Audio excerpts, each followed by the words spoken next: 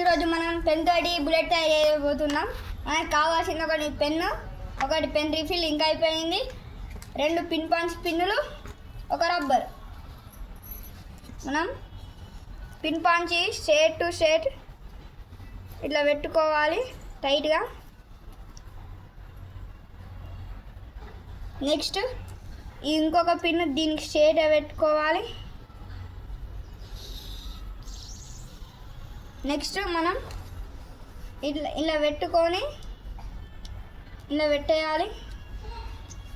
పెట్టేసిన తర్వాత ఇంకొక సైడ్ తీసుకొని ఇటు సైడ్ పెట్టుకోవాలి.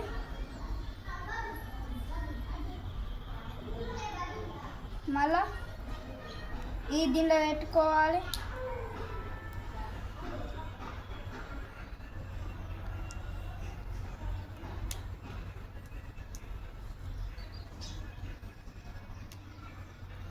ఇప్పుడు ఈ గ్లాస్ చూడండి